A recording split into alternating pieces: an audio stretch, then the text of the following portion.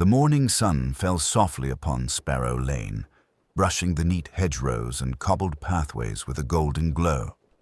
It was the sort of day that made everyone in St. Mary Mead feel that the world, for a few hours at least, could be entirely predictable and pleasant. Birds trilled in the gardens, and the faint clatter of cups and saucers could already be heard from Mrs. Weatherby's conservatory, where she had insisted on hosting her annual spring garden party. Miss Marple, perched discreetly upon a wrought-iron chair near the edge of the flower-beds, sipped her tea slowly. Her eyes, however, were far from idle. They roved across the gathering with the same attention a gardener might give to the tiniest seedlings, careful, patient, and capable of detecting even the subtlest irregularity. The guests, for the most part, seemed oblivious to her scrutiny, absorbed as they were in laughter, gossip, and the subtle competition of social niceties. "Marvelous morning, isn't it?" said Mrs. Weatherby, fluttering over in her lavender hat, her cheeks flushed with pride. "I do hope you'll stay for lunch, Miss Marple. The sandwiches are exceptionally good this year." "Thank you, my dear. I shouldn't miss it," Miss Marple replied, her tone gentle, almost deferential. Yet there was something in the tilt of her head, the faint narrowing of her eyes, that suggested she was watching far more than the sandwiches. Across the lawn, Mr. Archibald Finch, the local solicitor, was engaged in what seemed to be a heated debate with Mrs. Lettice Pomeroy over the merits of modern versus classical architecture. Miss Marple noted the tension in his shoulders and the slight twitch of Mrs. Pomeroy's fingers as she waved them expressively in the air. Little things, yes, but in St. Mary Mead, small signs often spoke volumes. The event was proceeding perfectly until a peculiar sound cut through the hum of conversation, a sudden, metallic crash from the far end of the garden. Guests turned their heads, startled. A moment later, a cry followed, sharp and fearful, carrying across the hedgerows like a warning. Miss Marple was on her feet almost instantly, moving with a speed that belied her age. She rounded a large rose bush and found Mrs. Weatherby herself standing in the middle of the stone path, one hand clutching her heart, the other pointing toward the low garden wall.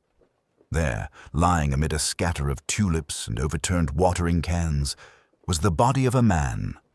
Mr. Lionel Hargrave, a local banker known as much for his generosity as for his occasional impatience with less prosperous townsfolk. His expression was frozen in shock, eyes wide as though the very realization of death had arrived without warning. Miss Marple bent slightly, careful not to touch anything, noting details that the other guests missed entirely. There were no signs of a struggle, no blood, no overturned furniture, no weapon in sight. Yet the body lay awkwardly, unnaturally, and a small, peculiar smear of soil marred the cuff of his jacket. "Call the police!" someone shouted. Panic rippled through the gathering. Teacups were abandoned, hats tilted askew as neighbors jostled for a better view. Miss Marple remained calm, almost serene, as if the arrival of the local constable was simply a matter of routine, not emergency. And then, almost imperceptibly, she noticed the two clocks on the wall of the garden shed, slightly askew from each other. One ticked precisely, the other lagged by a few seconds. Odd, she thought. The clocks had been in the shed for years. She had walked past them countless times on her way to Mrs. Weatherby's garden parties.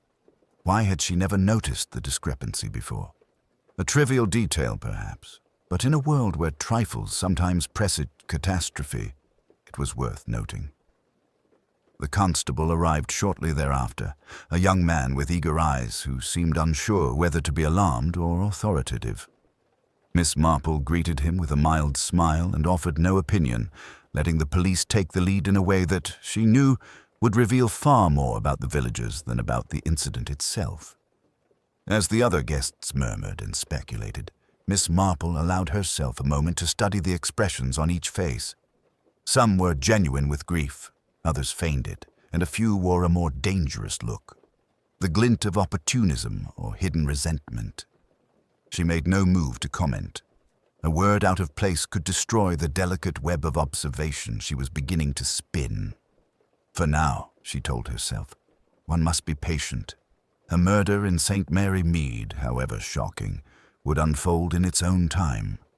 And in the quiet corners of her mind, Miss Marple already suspected that, just as the two clocks on the shed wall did not align, appearances in this garden were deceiving. The news of Mr. Hargrave's death spread through Sparrow Lane with the speed of wildfire. Mrs. Weatherby, pale and trembling, busied herself with tea trays as though the clatter of cups could restore normalcy, while other guests clustered in uneasy groups, whispering theories and half-formed suspicions. It was curious how swiftly the village could divide itself into factions, even before the constable had begun his inquiries. "Did you see it?" Mrs. Lettice Pomeroy whispered to Miss Tuppence, her eyes wide behind her spectacles. "I could have sworn he looked perfectly well a moment ago, and then, just like that, he was gone." "Gone, yes, but how?" Miss Marple murmured softly, careful not to draw attention to herself. Her voice carried no judgment, merely curiosity, which in St. Mary Mead often served to encourage people to reveal far more than they intended. The guests speculated in low murmurs. Some insisted it must have been a heart attack. After all, Mr. Hargrave was not a young man. Others whispered about a fall, a sudden fainting spell perhaps. But Miss Marple observed the subtle tensions in their faces.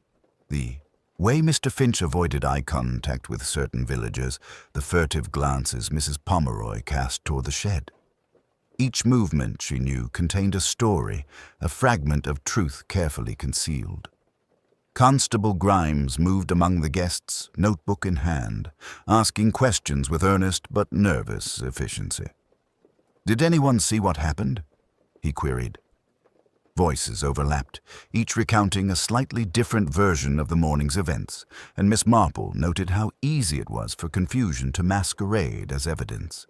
"I saw him near the rose bush," said Mr. Jameson, the local grocer, "but I was fetching more lemonade. I didn't hear a scream, mind you, just a sudden thump."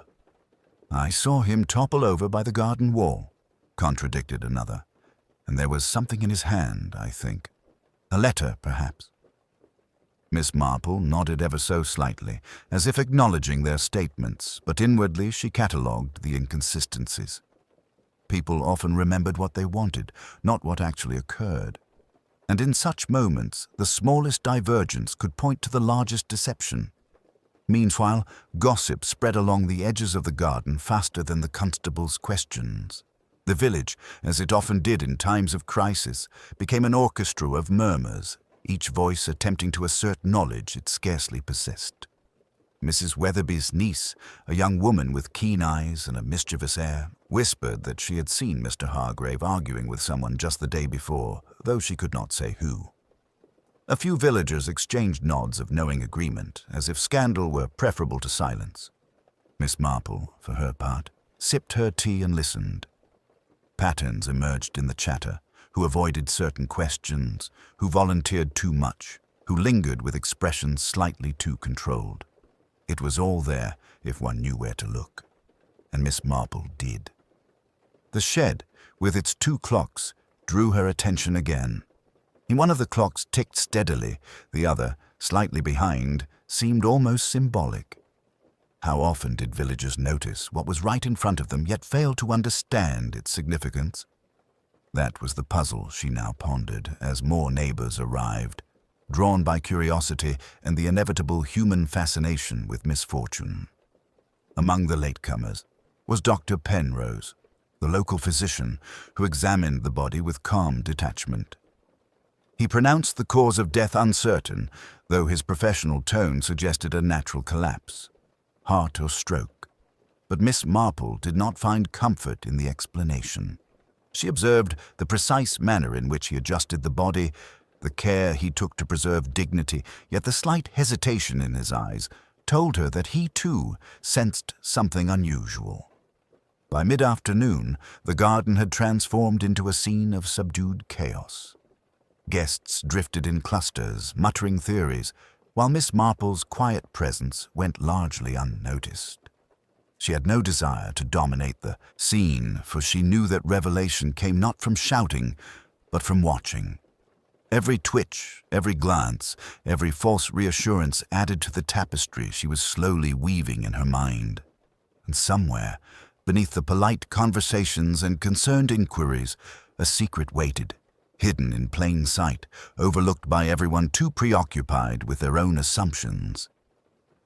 Miss Marple sipped her tea once more, the faintest smile touching her lips, and thought. The morning had begun with a crash, but it was only the first echo of what Sparrow Lane would reveal. Miss Marple had long learned that the heart of any mystery lay not in the event itself, but in the subtle currents that ran beneath it. While the villagers debated loudly in the garden, she wandered along the cobbled path toward the hedge-lined lane that led to the back of Mrs. Weatherby's property. It was quiet there, and the faint rustle of leaves allowed her to think without interruption. She paused near the shed once more, noting the two clocks. The lagging tick of the one on the left was still there, almost imperceptible, but somehow significant. People often overlooked things that had been in their lives for years, yet a newcomer, or a detective in disguise, might see an anomaly and recognize it as the first thread in a much larger tapestry. Miss Marple's attention then shifted to the guests who had lingered too long near the scene. Mr. Finch, the solicitor, hovered near the body with an expression that betrayed a mix of professional concern and personal calculation. Miss Pomeroy, on the other hand, seemed intent on ensuring that every detail of the scene was preserved for posterity, snapping photographs and muttering about garden aesthetics, yet she avoided any direct observation of Mr. Hargrave's features. A newcomer might have thought it mere eccentricity, but Miss Marple understood the dance. Some attempted to control appearances to mask their unease, others to conceal knowledge they hoped no one would uncover. She approached a quiet corner where the doctor was talking in low tones with the vicar, noting their careful choice of words. It was clear that Dr. Penrose preferred to interpret events in clinical terms, while the vicar sought moral explanation.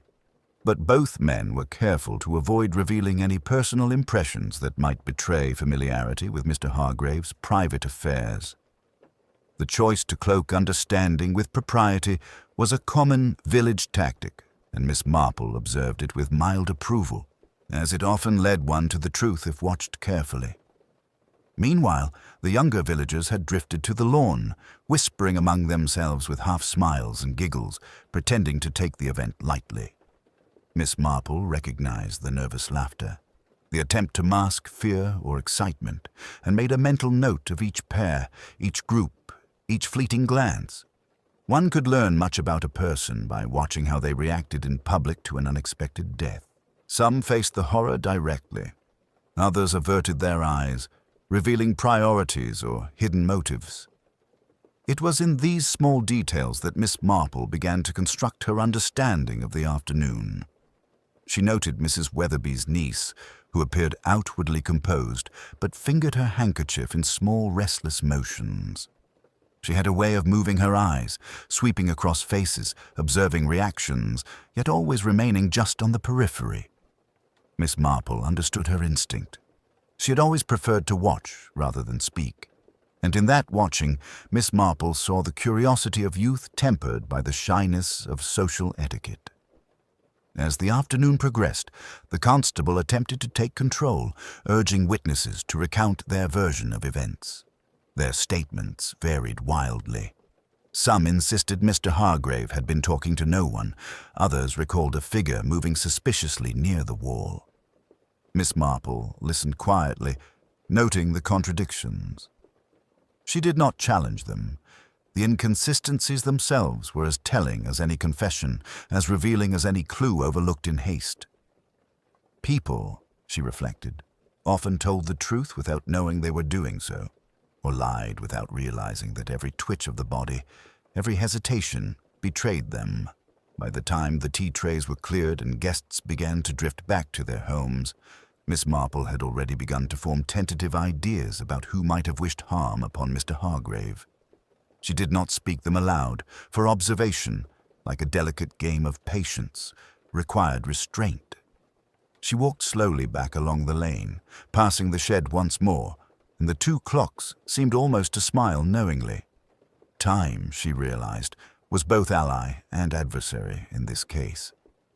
Every moment offered insight, but it also allowed the guilty to mask their intentions. The morning had been startling enough, but she knew that the true revelation, the puzzle's heart, lay not in the fall itself, but in the quiet reactions that followed it. Miss Marple returned to the house with her teacup in hand, content to watch the village resume its seemingly ordinary rhythm. And yet, beneath that rhythm, she sensed a subtle disturbance, an undercurrent of human nature that always revealed more than appearances. The 2 clocks might tick at different rates, but so too did the villagers' hearts. And it was in those differences that the truth waited, patient and concealed, for the one who could recognize it. By the following morning, Sparrow Lane was no longer the serene, orderly place it had been the day before. The news of Mr. Hargrave's death had settled into every household, leaving behind a lingering tension that made polite greetings tentative and casual conversation awkward. Miss Marple, as always, moved among the villagers with an unobtrusive air, allowing her to observe rather than be observed. The first person to draw her attention was Mr. Archibald Finch. He arrived at Mrs. Weatherby's garden, again, ostensibly to assist with the formalities of recording the scene for the authorities. Yet Miss Marple noticed the precise way he adjusted his coat and the careful avoidance of the corner where Mr. Hargrave had collapsed. There was nothing outwardly suspicious, but the subtle control of his movements suggested a mind calculating more than just the legal formalities. Then there was Mrs. Lettice Pomeroy, who, in her usual dramatic fashion, lamented the tragedy while lingering too long near the shed. Her insistence on recounting the sequence of events and the fact that she consistently mentioned seeing a shadow near the rose bush struck Miss Marple as oddly rehearsed. Perhaps she genuinely remembered it, or perhaps she wished to emphasize her attentiveness, an assertion of moral superiority, as villagers sometimes did. Miss Marple's observations extended to younger villagers as well. Mr. Jameson, the grocer, now appeared more tense than the previous day, avoiding direct eye contact whenever the conversation returned to Mr. Hargrave. His usual easygoing demeanor had given way to slight twitching at the corners of his mouth, and Miss Marple made a mental note of the repetition. Small tells that often revealed more than speech ever could. As the morning progressed, Miss Marple made a quiet stroll down the lane, pausing to exchange a few innocuous words with Dr. Penrose. The physician was courteous but precise in his language, avoiding speculation. "The cause of death is not immediately clear," he said, voice even, though his hands betrayed the subtle tension of a man accustomed to certainty. Miss Marple merely nodded, allowing him to speak without interruption. Often, people revealed far more by their manner than by their words. By mid-morning, whispers of potential suspects had begun to circulate. Some villagers suggested that Mr. Hargrave's sudden death might have been connected to an argument he had with a business associate in the town the previous week. Others hinted at personal grievances, pointing toward distant family or those who had once held grudges. Miss Marple listened quietly, noting which villagers were quick to assign blame and which hesitated. Those who volunteered suspicion most eagerly often had motives they wished to conceal or deflect. Her attention returned to the shed and the 2 clocks that had first caught her eye. They seemed almost emblematic of the day's events, appearances measured and orderly on the surface, but slightly off, subtly misaligned. Miss Marple considered the possibilities, knowing that small, overlooked details often carried the weight of proof where evidence failed. She did not share her thoughts aloud. Observation alone was her tool, and patience her ally. As the morning wore on, Miss Marple began to consider how the interactions of the villagers might reveal the truth. Some avoided direct engagement with the body's location, while others appeared to linger with interest that was more personal than respectful. In their avoidance or insistence, she noted patterns: who was uncomfortable with proximity, who seemed eager to control narratives, and who sought to insert themselves into the story. These were the subtleties others missed, but Miss Marple saw them clearly, and she filed each observation carefully in her mind. By the time the constable returned to the scene with his official report, Miss Marple had already begun to assemble a mental map of the village's hidden tensions. Gossip, appearances, and the unspoken language of glances, gestures, and hesitations. These were the clues that would lead her toward understanding. While the authorities relied on statements and superficial evidence, she knew that the essence of the mystery lay in the villagers themselves, each one carrying secrets that, when properly observed, would reveal the path to the truth. Miss Marple sipped her tea in quiet satisfaction, letting the constable conduct his work with polite deference. The first hints of suspicion, she realized, had begun to settle upon the village like morning mist. And as the sun crept higher over Sparrow Lane, she reflected that a clever observer need only wait. Sometimes the smallest gesture or the faintest reaction was enough to illuminate what was otherwise invisible. Miss Marple spent the late afternoon in quiet observation, seated on a bench beneath the old oak at the corner of Mrs. Weatherby's garden. The village had resumed its careful rhythm, though the shadows of the previous day lingered in every glance and half-smile. While most of the guests had returned to their homes, a few lingered, unable to resist the pull of curiosity and the subtle drama of a death in their midst. It was then that Miss Marple's eye caught something so small and inconspicuous that most would have dismissed it entirely. Near the base of the rose bush where Mr. Hargrave had fallen, a fragment of delicate fabric clung to a thorn, half hidden in the soil. It was pale blue, with a faint sheen, as though it had come from a fine scarf or a handkerchief. No one else seemed to notice it, and the constable, distracted by paperwork and witness statements, walked right past without glancing down. Miss Marple reached for it with a handkerchief of her own, careful not to disturb the ground. She examined the fragment, noting the weave and the slight fraying at the edges. It was trivial to anyone else, yet to her it spoke volumes. Such a fragment might have been torn in haste, perhaps during a scuffle, or simply brushed by accident in a fleeting movement. Its presence here, however, could not be accidental. The observation stirred her mind. She considered the guests she had seen lingering near the rose bush, recalling their gestures and glances. Mrs. Pomeroy's insistence on describing shadows, Mr. Finch's careful avoidance of the exact spot, even the nervous fingers of the grocer's assistant, all of these came to mind. Small details were not meaningless. In fact, they were the very language of truth. Miss Marple's attention then turned to the shed once more and the two clocks on its wall. She wondered if anyone else had noticed the discrepancy, the slight lag of one tick behind the other, a trivial imperfection in timekeeping, yes, but so often in her experience, the smallest deviation pointed to the most significant human irregularity. People, like clocks, rarely behaved perfectly. They betrayed themselves in subtle misalignments. Walking slowly toward the house, Miss Marple observed that the fragment could have come from one of the many scarves or shawls the women of St. Mary Mead wore that morning. Yet there was something in its texture, its slight sheen, that suggested it did not belong to any ordinary garment she had seen. It was the kind of detail that, in a city, might be overlooked, lost in the crowd. Here, in the intimate confines of the village, it was a clue waiting to be recognized.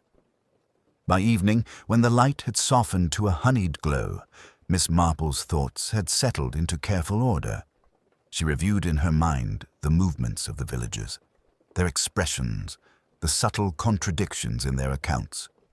Some had avoided the shed, some had lingered near the fallen body, and some had shown unnecessary eagerness to participate in the discussions that followed.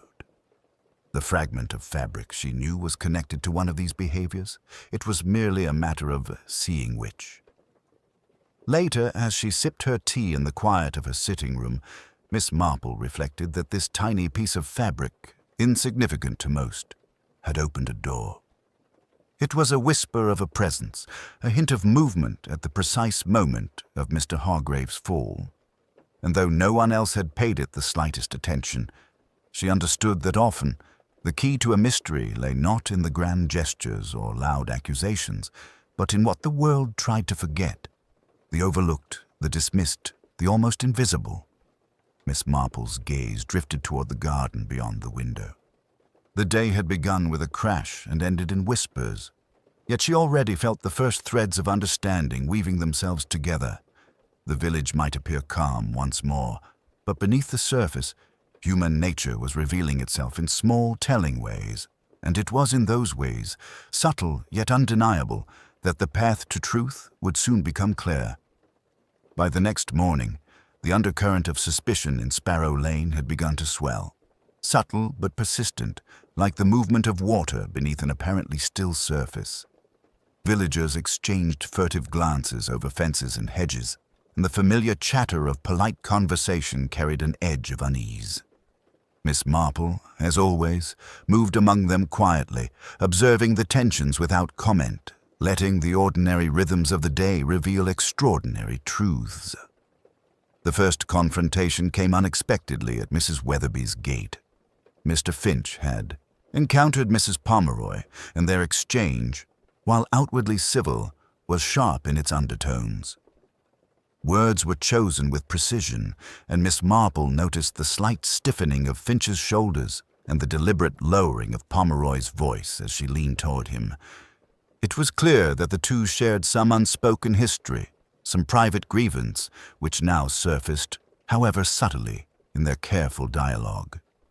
Meanwhile, Mrs. Weatherby's niece hovered nearby, ostensibly attending to household matters, but Miss Marple noted the way her eyes flicked from one figure to another, absorbing reactions and storing impressions. She was young, curious, and adept at observing what others overlooked, and Miss Marple recognized in her a potential ally, or at least a witness to human nature in its rawest form. As the morning unfolded, small revelations began to surface. The grocer's assistant, normally cheerful and self-effacing, appeared unusually tense, stumbling over his words when asked about his whereabouts during the garden party. His nervous insistence that he had been retrieving supplies for the tea was almost comical if one ignored the tightness around his eyes and the way he avoided meeting Miss Marple's gaze. Patterns like these were never coincidental. They were the language of concealment.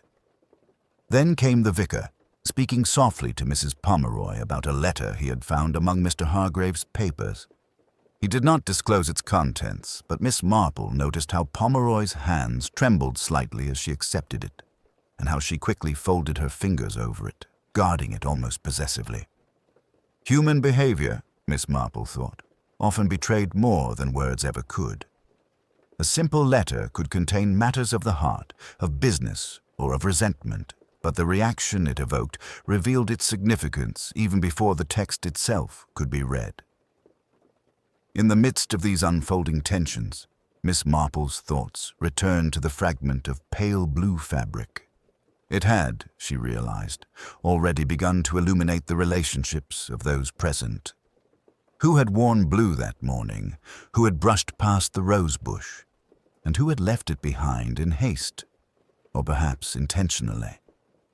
Each answer connected to a gesture, a glance, a hesitation she had observed over the last 24 hours.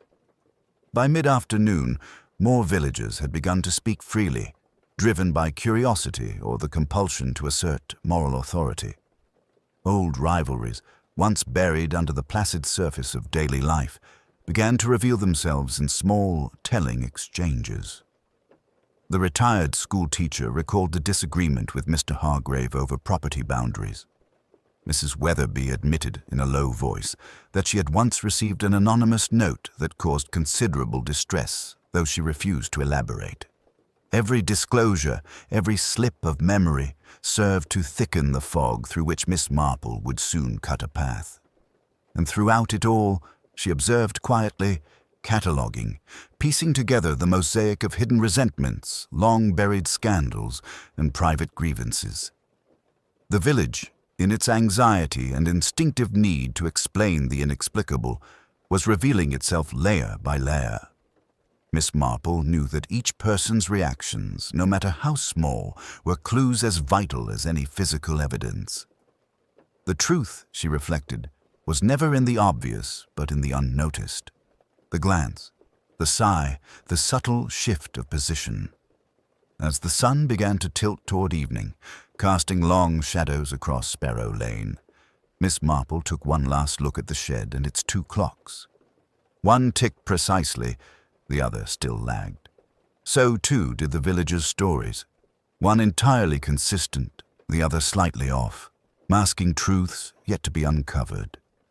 And Miss Marple, with her quiet patience, knew that the revelation of those secrets was only a matter of careful observation and gentle, persistent inquiry. The village's facade was cracking, and the first threads of deception were beginning to unravel. The following morning brought an unexpected turn. News arrived that a second, seemingly minor incident had occurred at the very edge of Sparrow Lane. A prized garden statue had been toppled, its marble head cracked, yet nothing had been stolen. The villagers gathered immediately, murmuring theories that ranged from the mischievous to the sinister. Miss Marple, however, observed quietly from a distance, noting how the incident shifted the focus of attention and brought certain individuals into sharper relief. Mr. Finch, normally composed, lingered too long near the broken statue, examining it with a keen intensity that suggested more than casual curiosity. Mrs. Pomeroy, for her part, appeared relieved that the conversation had veered from the tragedy of Mr. Hargrave, yet her eyes betrayed a subtle calculation. She was measuring the reactions of others as much as the damage itself. Miss Marple, with her steady gaze, recognized that these reactions were not random. They were part of a pattern of control and observation, familiar to anyone accustomed to human nature. The grocer's assistant arrived shortly thereafter, offering an explanation that seemed overly rehearsed. He claimed to have discovered the damage upon his morning rounds, but Miss Marple detected the telltale signs of exaggeration in his posture and the slight quiver of his hands. People often attempted to distance themselves from suspicion by providing too much detail, and the careful observer could discern their hidden anxiety beneath the surface. As the villagers debated the meaning of the fallen statue, Miss Marple's attention returned to subtle, telling gestures. Mrs. Weatherby's niece lingered near the edge of the scene, eyes flicking from person to person, and she caught a glimpse of something half concealed under a hedge, a fragment of the same pale blue fabric Miss Marple had noticed near the rose bush the day before. A faint connection, perhaps. Coincidental, but in her experience, coincidences in human behavior were rare. She approached the spot with gentle discretion, bending to examine the fabric without drawing attention. The weave and slight sheen matched the earlier fragment perfectly. Someone, she realized, had moved through both areas in haste, leaving traces that others would overlook. The fabric was insignificant in the eyes of the villagers, yet to her it whispered of presence, of movement, and of concealed intention. Miss Marple then considered the timing.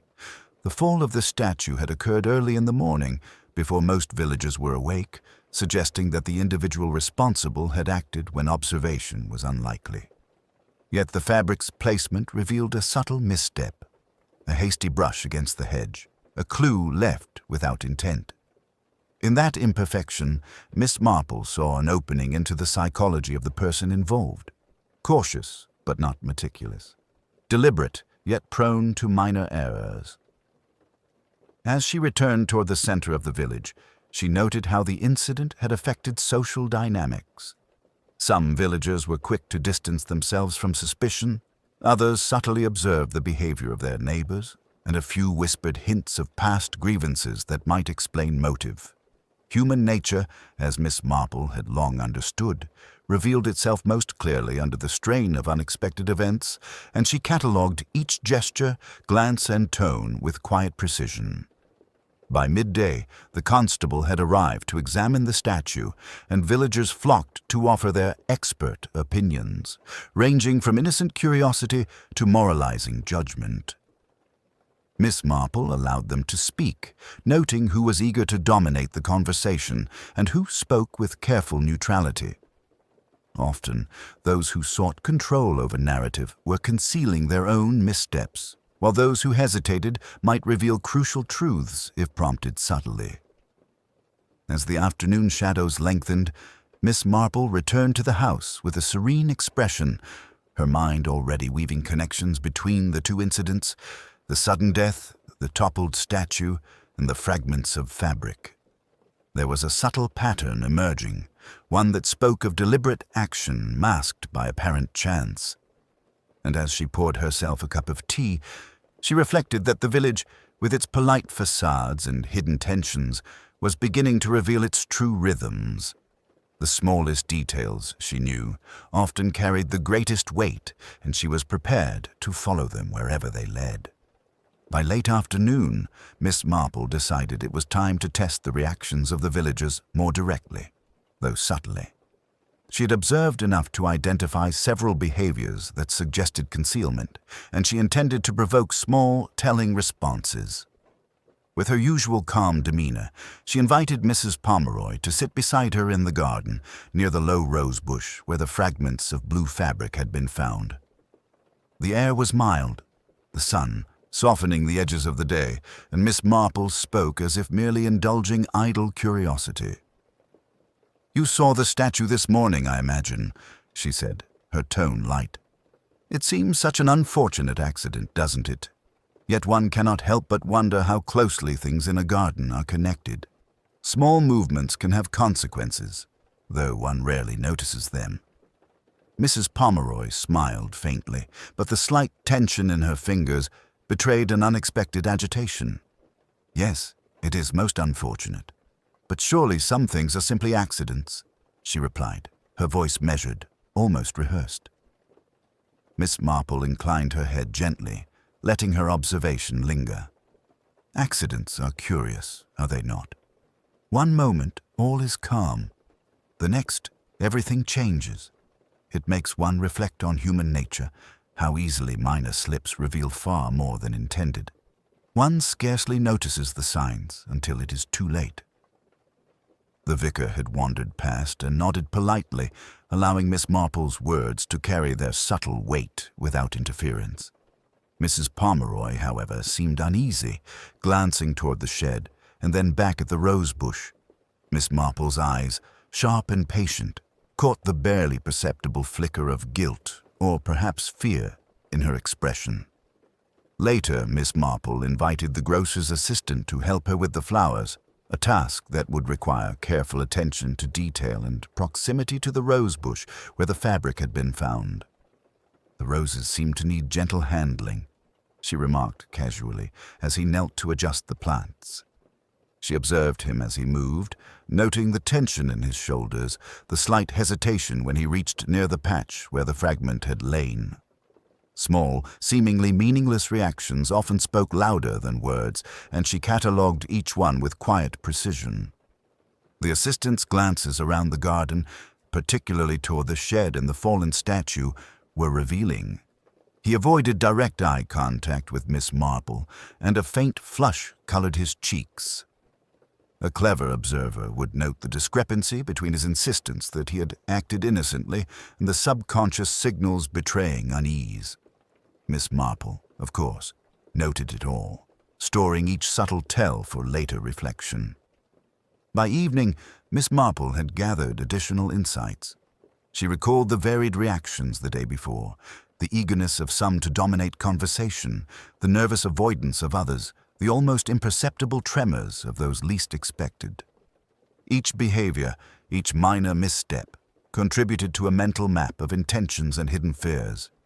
And in this map, she now began to see connections, faint but undeniable, between the death of Mr. Hargrave, the toppled statue, and the overlooked fragments of fabric. As she prepared to leave the garden, Miss Marple allowed herself a quiet, knowing smile. Human nature, she reflected, rarely concealed itself entirely. It revealed in gestures, in hesitation, in what was left unsaid. And with careful observation and gentle prodding, even the most discreet secrets could be brought to light. The village, it seemed, was beginning to respond, in small ways, to the quiet inquiries of one who knew how to watch and wait. The following morning, Miss Marple called together the key villagers in the drawing-room of Mrs. Weatherby's house, offering tea with her customary quiet grace. There was no announcement, no declaration of suspicion, merely an invitation to share conversation, allowing the villagers to settle naturally into their chairs. She watched them as they arrived, noting their expressions, their gestures, the subtleties of posture that had already revealed more than words might ever convey.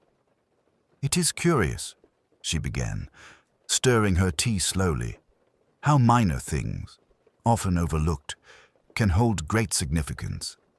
A fragment of fabric, a displaced object, the way one moves in a garden. These are small, yet they can speak volumes. Human nature is full of such signals, if only one takes the trouble to observe." A few of the guests shifted uneasily. Mrs. Pomeroy's eyes darted to the floor. Mr. Finch's fingers drummed lightly on the arm of his chair, and even the grocer's assistant avoided direct contact with anyone present.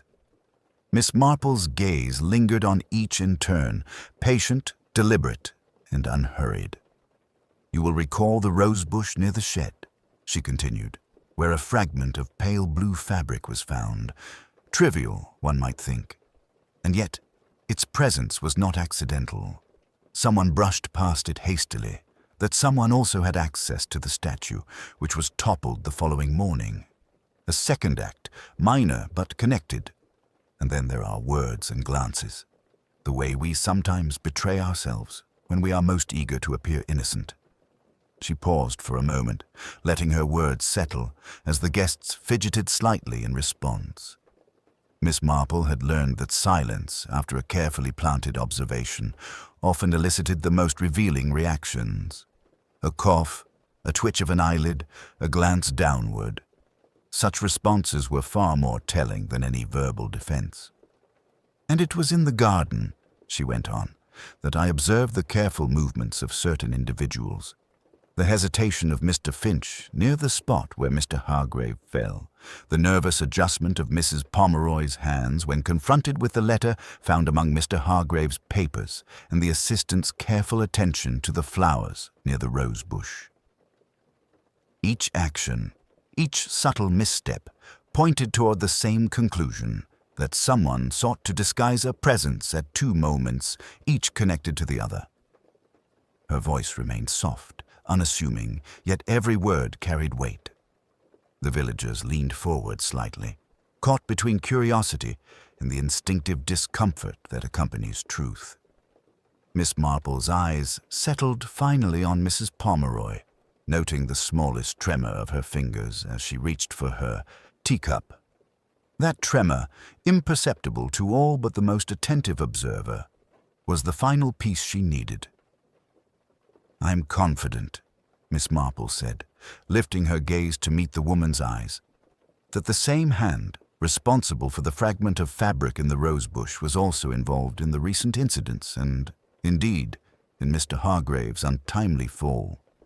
It is often not the strength of evidence, but the pattern of human behavior that reveals truth. And the pattern here, unmistakably, leads to you, Mrs. Pomeroy." Mrs. Pomeroy's color drained as she caught Miss Marple's unwavering gaze. The room was still, the only sound the faint ticking of the two clocks, their asynchronous rhythm almost mocking in its inevitability. I don't understand," she stammered, voice quivering. Surely it was an accident." Miss Marple shook her head gently, her tone kind but firm. "Accidents rarely leave behind repeated patterns. The fragment of fabric, your movements near the rose bush, your reaction to the letter, and the statue's fall, all were deliberate, though subtle. In your desire to conceal your involvement, the smallest signals betrayed you. And it is those signals, which no one else noticed, that brought me to the truth.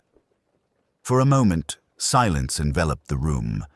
Then, slowly, Mrs. Pomeroy's shoulders sagged, her composure giving way. She realized that her careful attempts to maintain innocence had failed under the gentle scrutiny of one who understood human nature better than anyone else present.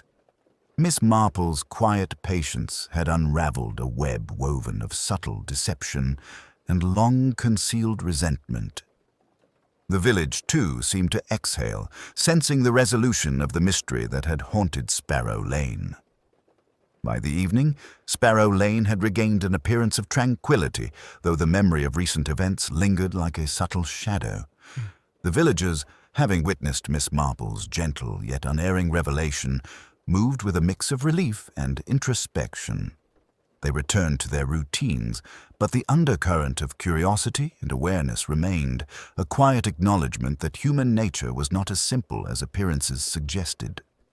Miss Marple lingered for a moment on the garden bench, the soft light of the setting sun casting long shadows across the path.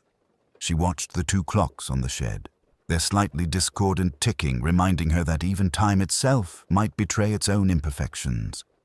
She reflected on the morning's revelations, on the small gestures and overlooked fragments that had guided her to the truth. In a village such as this, she thought, secrets are rarely concealed completely. They merely wait to be observed with patience and understanding. Mrs. Weatherby approached, her expression a mixture of gratitude and lingering worry. "Thank you, Miss Marple," she said softly. "I don't know what we would have done without your insight. It is comforting, in a way, to know that the truth has come to light." Miss Marple inclined her head, her eyes calm and thoughtful. "The truth is always present," she replied. "It is simply a matter of seeing it. People often conceal it from themselves as much as from others, and it is in their natural behavior, their hesitations, their gestures, that the story becomes clear. Accidents are rare when human nature is involved. More often, it is small actions, repeated or overlooked, that speak loudest." As the villagers returned to their homes, the evening settled over Sparrow Lane with a serene stillness. The fallen statue had been carefully righted, the rosebush tended, and the fragment of pale blue fabric preserved as a reminder of what had passed. Miss Marple, with her usual quiet satisfaction, watched the village resume its ordinary rhythm, noting the slight changes in behavior that naturally follow revelation. The wariness, the newfound attentiveness, the subtle acknowledgement of hidden truths. Alone in her sitting room, she poured herself a cup of tea and reflected on the patterns she'd observed over the past days. Mr. Hargrave's fall, the toppled statue, the fragment of fabric, and the gestures of those around her had formed a chain of subtle evidence, connecting human nature with consequence. It was never the loud or dramatic clues that led to understanding, she knew, but the small, seemingly insignificant details that revealed intention without words. Miss Marple's gaze drifted to the window, watching the soft glow of lamps in the houses across the lane. Life would continue, as it always did, but now with a quiet reminder of the fragility of appearances. Beneath the polite facades, beneath the calm of daily routines, lay the currents of human desire, fear, and ambition, currents that, if observed carefully, could always be understood. With a final sip of tea, she set the cup down and allowed herself a small smile.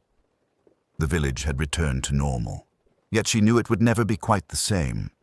Every glance, every whispered word, every slight movement was now seen in the light of truth.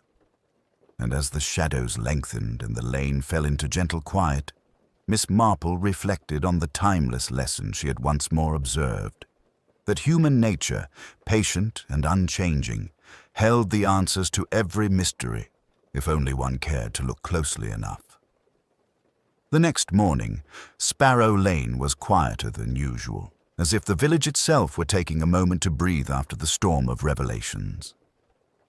Miss Marple wandered along the lane, her footsteps slow and deliberate, allowing her to observe the subtle shifts in demeanor among the villagers. There was a mixture of relief and unease in the air. Relief that the mystery had been resolved, unease that the hidden threads of human nature had been so plainly revealed. Mrs. Weatherby approached her as she passed the front garden. "It's strange," she said softly, glancing toward the shed. "Everything is back in order, yet I feel as if the village will never be quite the same. People seem different." Miss Marple nodded, her expression serene. "They are different indeed. Understanding truth has a way of altering one's perception, even when life appears unchanged. One notices glances that were previously ignored, gestures that now seem significant, and the subtle dynamics between neighbors shift, however, slightly.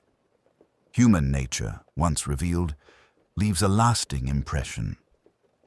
A small group of villagers gathered near the central fountain, exchanging polite chatter that carried a tentative undertone of awareness.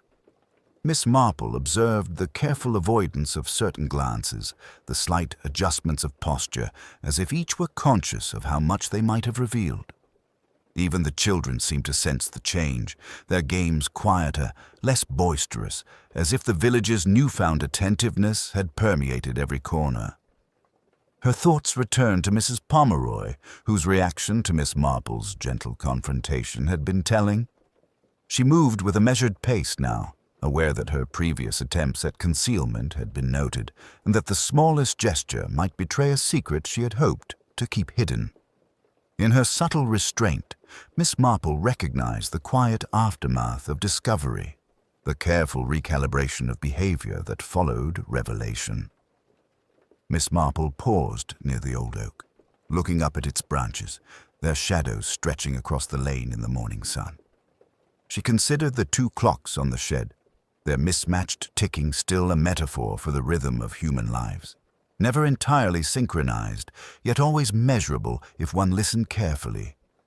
Small differences, subtle inconsistencies, these were the hallmarks of truth, and they persisted long after the surface of events had been smoothed over. Later, as she walked back toward her own house, Miss Marple reflected on the lessons hidden in Sparrow Lane's unfolding.